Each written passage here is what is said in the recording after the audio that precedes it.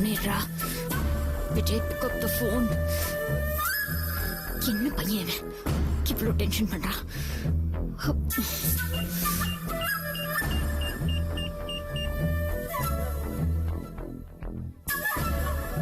Phone எடுத்து தொலையண்டா. Pick up pick up pick up pick up. எதையாவது சொல்லி தொலைச்சிடாதா ப்ளீஸ். ஐயோ,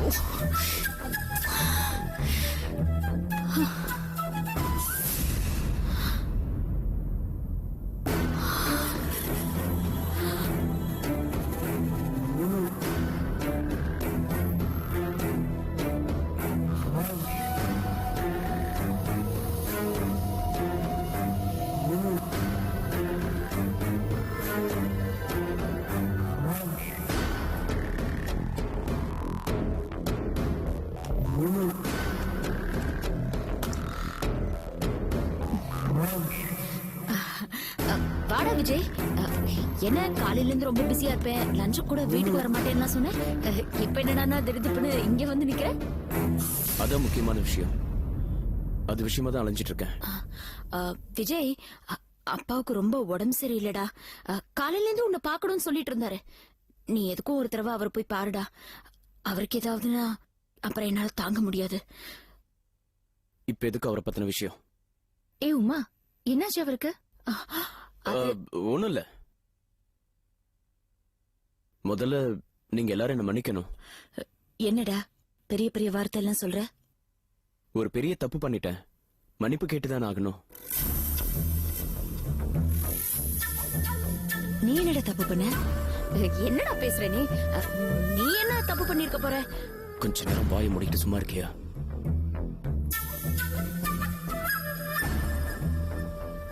நான் வீணா பத்ரி சார் மேல சந்தேகப்பட்டுட்டேன். இன்வெஸ்டிகேட் பண்ணதுல இந்த விஷயத்துக்கும் பத்ரி சாருக்கும் எந்த சம்பந்தமும் இல்லைன்னு கிளியர் கட்டா தெரிஞ்சிருச்சு. கடவுளே, எனக்கு அப்பவே தெரியும் நிச்சயமா அவர் இந்த மாதிரி காரியம் எல்லாம் பண்ணவே மாட்டாருன்னு. அப்போ அப்போ வேற யார் பண்ணிருப்பாங்க?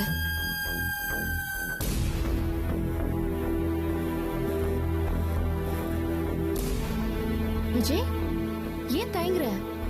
நம்ம ஆபீஸ்ல இருந்து அந்த ஊர்கா பாட்டில் லேபிள்ஸ் எல்லாம் யாரோ ஒரு பார்ட்டிக்கு சப்ளை பண்றாங்கன்னு சொன்னியே, அது யார் என்னன்னு தெரிஞ்சுக்கிட்டியா? சொல்லு விஜய், சொல்லு விஜய், சொல்லு. அந்த பார்ட்டி கிட்ட இன்வெஸ்டிகேட் பண்ண, நம்ம ஆபீஸ்ல இருக்கவங்க எல்லாரோட போட்டோஸ் எடுத்துட்டு போய் காட்டினேன். ஆனா அந்த போட்டோகிராஃப்ல இருக்கவங்க யாரும் இல்லைன்னு சொல்லிட்டாங்க. ஆனா நம்ம ஆபீஸ்ல இருக்கவங்க தான் யாரோ இந்த வேலையை செஞ்சுட்டு இருக்காங்க.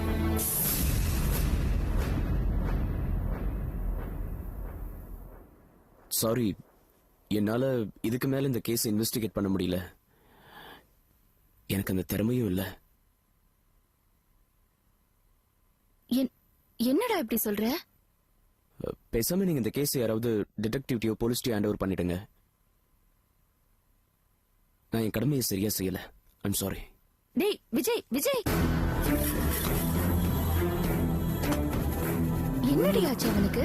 அது ஒண்ணும் இல்ல, அது ஒரு 10-15 நாளா இந்த விஷயமாவே அலைஞ்சிட்டு இருக்கானா. இது சம்பந்தமா எதுவும் கண்டுபிடிக்க முடியலையேங்கிற டென்ஷன், வருத்தம், அவ்வளவுதான். இப்ப என்ன பண்றது?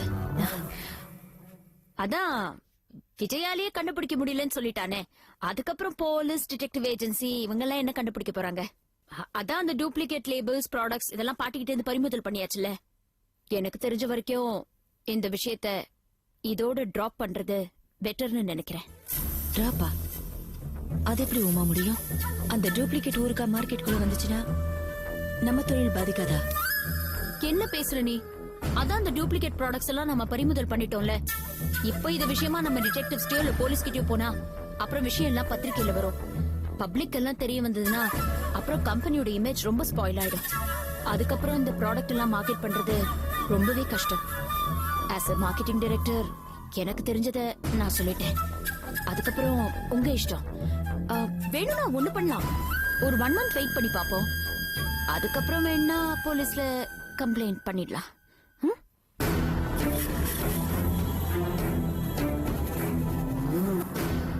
என்ன கலா நீயும் யோசிச்சுட்டு இருக்க?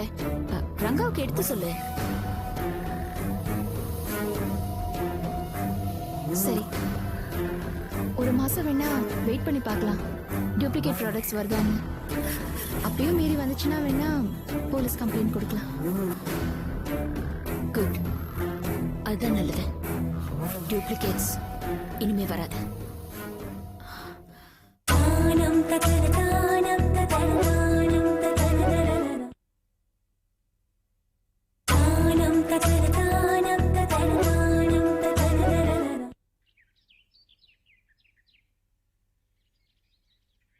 அப்படியே கற்பனசாமி.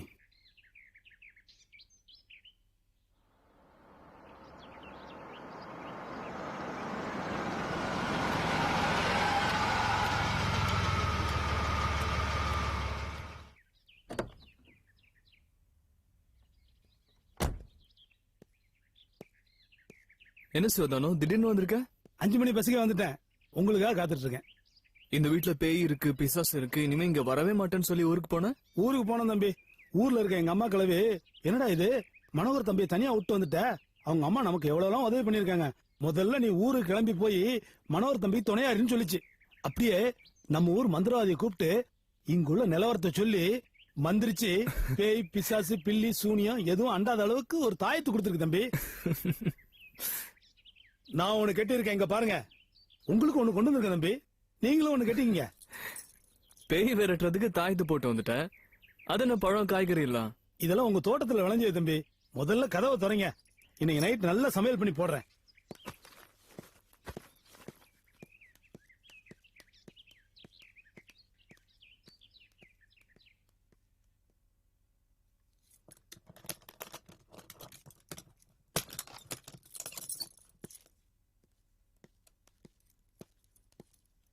இந்த பாருங்க சிவதானோ, நம்ம ஜாகிங் போயிட்டு வரதுக்குள்ள இந்த வீட்டுக்குள்ள பேய் வந்துருச்சு, பிசாசு வந்துருச்சு, நான் ஊருக்கு கிளம்புறேன்னு சொன்னா அவ்வளவுதான். நீங்க அதெல்லாம் ஒண்ணு இல்ல தம்பி. முன்னாடி நான் இந்த வீட்டுல பார்த்து பயந்தது வெளியே உள்ள மோகினி பிசாசுன்னு நினைச்சேன். ஆனா இப்பதான் தெரியுது, இந்த வீட்டுல தான் உங்க அம்மா தூக்கு போட்டு செத்துட்டாங்களாம். யார் சொன்னது? எங்க அம்மா தான் சொன்னாங்க தம்பி. உங்க வீட்டுல ஏதோ பிரச்சனையா, மனஸ்தாபமா, அதான் உங்க அம்மா இதுல தூக்கு மாட்டி செத்துட்டாங்களாம். இப்ப அவங்கதான் உங்களை பாக்குறதுக்கு அடிக்கடி வர்றாங்களாம். அதுக்குதான் தம்பி எங்க அம்மா தாயத்தை கட்டி விட்டாங்க. தப்பா எடுத்துக்கங்க தம்பி.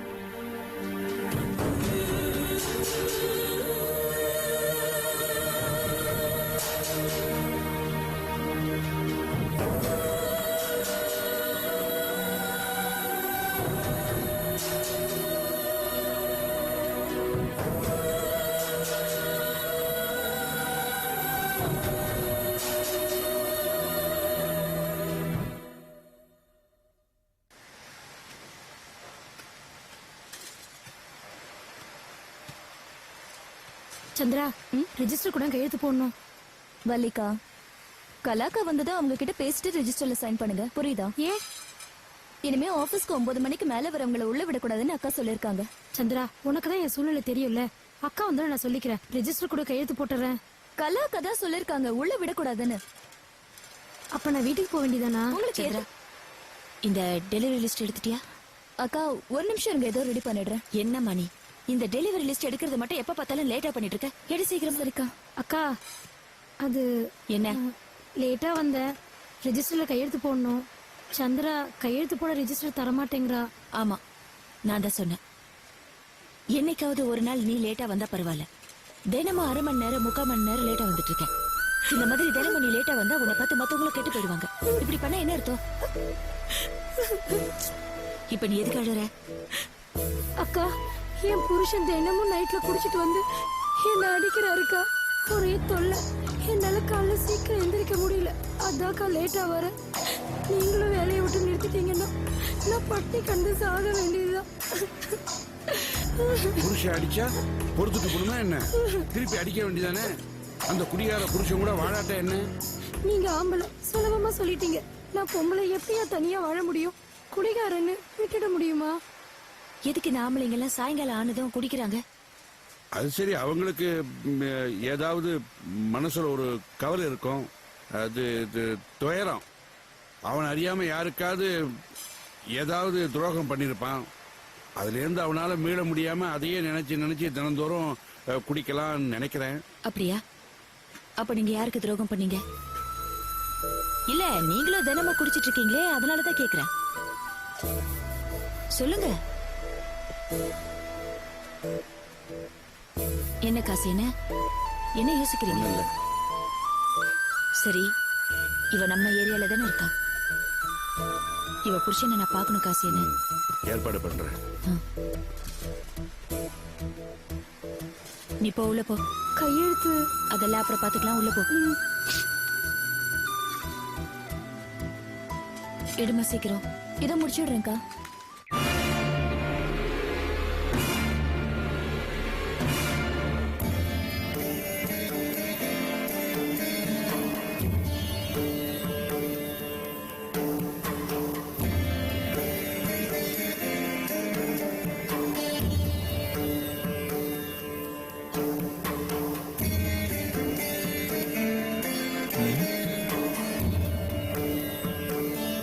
காஞ்ச மிளகா.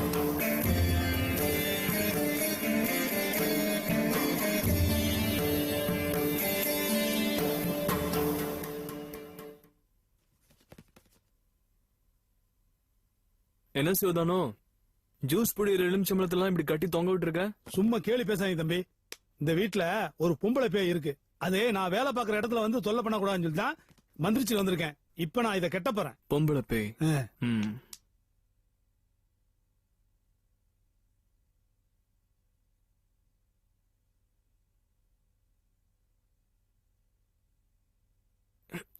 என்ன வீடு சுத்தி எறும்பு பவுடர்லாம் போட்டிருக்க?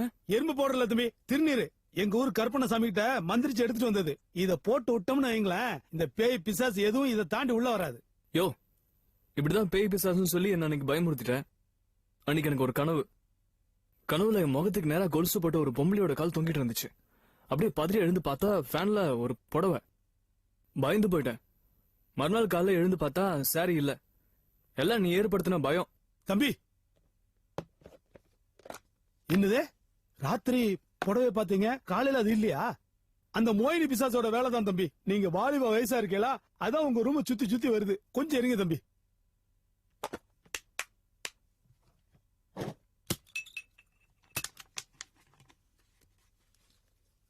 கைய காட்டுங்க தம்பி, கைய காட்டுங்க. என்னது இது எங்க ஊர் கருப்பணசாமிட்ட வச்சு மந்திரிச்சு எடுத்துட்டு வந்த தாயத்து. இத கையில கெட்டினீங்களா வைங்களேன், ஒரு பேய் பிசாசு அண்டாது. நான் ஒரு டாக்டர். இத கட்டிக்கிட்டு நான் ஹாஸ்பிட்டல் போனோம்னு வச்சுக்கோ, ஒரு பேஷண்ட்டும் வரமாட்டாங்க. இது நீயே கட்டிக்கோ. தம்பி, இந்த திருநீர் எடுத்து உங்க ரூமை சுத்தி உங்க கட்டில சுத்தி போட்டீங்கன்னா இதை தாண்டி அந்த மோகினி பேய் பிசாசு உங்க ரூமுக்குள்ள வராது தம்பி. சிவதானோ, என்னை விட நீதான் வாலிப மாதிரி இருக்க. இந்த திருநீரெல்லாம் நீயே சுத்தி சுத்தி போட்டுக்கோ. மோகினி பிசாசும் உன்னோட தான் வந்து பேச போகுது. 2 பேரும் மாறி மாறி பேசி ஒரு முடிவு எடுங்க. சொல்லையாண்டி, தம்பி சொல் பேச்சு கேட்கவும் மாட்டேங்குது. இந்த கையில ஒண்ணு கட்டிக்குவோம். நான் நம்புறேன்பா, நான் நம்புறேன்.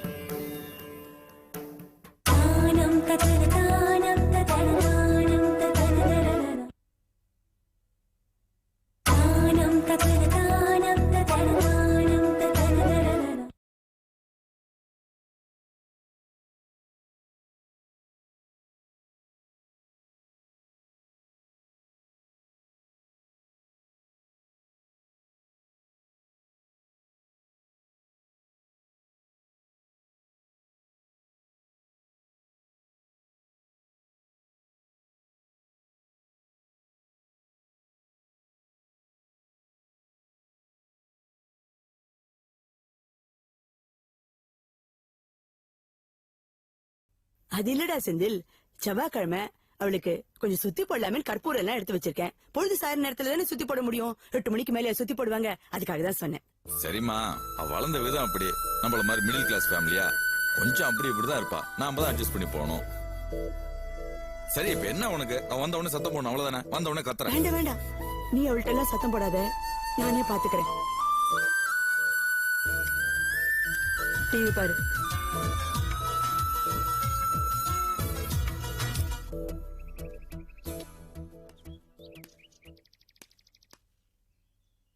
ஏய், நான் தான் வந்துட்டேன்ல, அங்கங்க பாத்துக்கிட்டு இருக்க. இந்த கொஞ்சலுக்கு ஒண்ணும் குறைச்சல் இல்ல. நான் கொஞ்சாம எவன் கொஞ்சுவான்? உள்ள பையன் இருக்கான், அவனுக்கு குழந்தை பிறக்க போகுது. இருக்கட்டும்படி கீத்து. என்ன கீதுன்னு சொல்றீங்க? கீதான்னு கூப்பிடுங்க. சரிடி கீத்து. சோ. பாத்தீங்களா, புள்ள தாச்சி பொண்ணு என்ன மாதிரி ட்ரெஸ் போட்டுட்டு இருக்கான்னு கொஞ்சம் சொல்லக்கூடாதா? இரு, வெளியிலயே பேசணுமா? உள்ள போய் பேசலாம்ல. வரட்டும். ஹாய் மாமா. மாமா இந்தாங்க, உங்களுக்காக அதை வாங்கிட்டு வந்தேன். Thank you. அத்தை, எனக்காக தானே வாசல்ல வெயிட் பண்ணிட்டு இருக்கீங்க.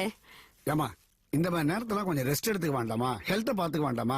கஷ்டப்பட்டு எதுக்காகமா வேலைக்கு போகணும்? இல்ல மாமா, அதான் டாக்டர் சொன்னாங்கல்ல, ரெஸ்ட் எல்லாம் ஒண்ணும் தேவையில்ல, வழக்கம் போல நார்மலா இருக்கலான்னு. அதுவும் இல்லாம நான் ஆபீஸ்க்கு போலன்னு வச்சுக்கோங்களேன், அங்க ஒரு வேலையும் நடக்க மாட்டேங்குது மாமா. 5 நிமிஷத்துக்கு ஒரு தடவை ரங்கநாயகி அம்மா வேற இன்டர்காம்ல மோகினி மோகினின்னு கூப்பிட்டுக்கிட்டே இருக்காங்க. ஒரே தொல்லையா இருக்கு மாமா. அது சரி மோகினி, உன் கையில வளையல் 2 இருந்தது, அது எங்க காணும்? 2 நாளா நானே கேட்கணும்னு இருந்தேன்.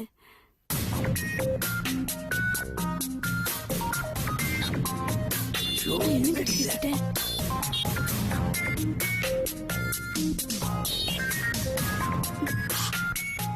நான் ஒன்னும் தப்பா கேட்கலையம்மா. நீ வலையில எங்கேயாவது கழட்டி வச்சுட்டு மறந்துட்டியோன்னுதான். நீ ஒரு தடவை வாஷ் மிஷின்ல கழட்டி வச்சுட்டு மறந்துட்டா அந்த மாதிரி.